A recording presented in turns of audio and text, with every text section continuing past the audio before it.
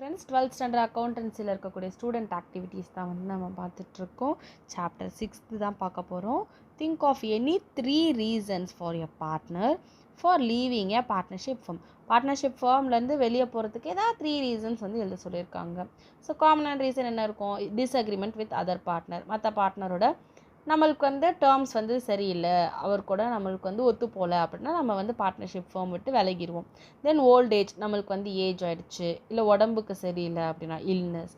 So better opportunity, வேறு ஏதாவது இடத்துல நம்மளுக்கு ஒரு நல்ல ஆப்பர்ச்சுனிட்டி கிடச்சிதுன்னா அப்போ நம்ம இந்த பார்ட்னர்ஷிப் ஃபார்ம் விட்டு வெளியேடுவோம்.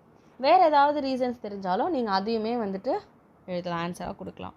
ஸோ நெக்ஸ்ட் ஒன் பார்த்தீங்கன்னா, right any 4 transactions that may increase the profit on revaluation. So revaluation profit வந்து நம்மளுக்கு இன்க்ரீஸ் ஆகணும்னா கிரெடிட் சைடு வந்து இன்க்ரீஸ் ஆகணும். அப்போ கிரெடிட் சைடு எப்போ இன்க்ரீஸ் ஆகும்?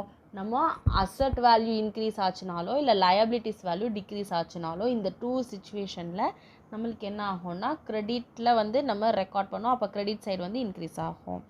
அப்போ அதுக்கான ஒரு 4 transactions நீங்கள் வேறு டிரான்சாக்ஷன்ஸும் எழுதலாம். Increase in the value of building, that is increase in value of asset. Investment not recorded in the books is recorded now. So investment அப்படின்றது அசட் தான், அன்ரெக்கார்டட் அசட். அப்போ அது நம்ம எந்த சைடில் காட்டுவோம்? கிரெடிட் சைடில் தான் காட்டுவோம். ஸோ அப்போ என்னது? ஸோ கிரெடிட் சைடு வந்து இன்க்ரீஸ் ஆகும். ஸோ அதுவுமே வந்துட்டு it results in profit on revaluation. Then increase in the value of office equipment. Office equipment அப்படின்றது அசட்டோட increase. Then decrease in the value of sundry creditors. So sundry கிரெடிட்டார்ஸோடைய value, liability value decrease ஆச்சு அப்படின்னா அது வந்து it results in profit on revaluation. So வேறு ஏதாவது transactions இருந்தாலும் நீங்கள் அதை எழுதலாம். ஸோ நெக்ஸ்ட் ஒன் பார்த்தீங்கன்னா, எ partner retires from partnership firm, the final amount due to him on his retirement from partnership firm is 25,000. So ஃபைனலாக அவருக்கு செட்டில் பண்ண வேண்டிய அமௌண்ட் எவ்வளவு after adjustment? 25,000.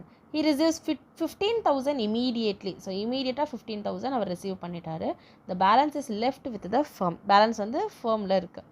what impact will it have in the books of accounts after his retirement? Our retire ஆனதுக்கப்புறம் அதை நம்ம எப்படி show பண்ணுவோம்னு கேட்குறாங்க. ஸோ நம்ம பேலன்ஸ் அமௌண்ட்டை வந்து நம்ம என்ன பண்ணுவோம்? பார்ட்னர்ஸ் லோன் அக்கௌண்ட் அப்படின்னு சொல்லி எந்த சைடில் ரெக்கார்ட் பண்ணுவோம்? லயபிலிட்டி சைடில் ரெக்கார்ட் பண்ணுவோம். Side of balance sheet. இதில் ஏதாவது டவுட் இருந்துச்சு அப்படின்னா அதை கமெண்ட் செக்ஷனில் லீவ் பண்ணுங்கள். இந்த வீடியோ உங்களுக்கு யூஸ்ஃபுல்லாக இருக்குது அப்படின்னா மறக்காமல் உங்கள் ஃப்ரெண்ட்ஸுக்கும் ஷேர் பண்ணுங்கள்.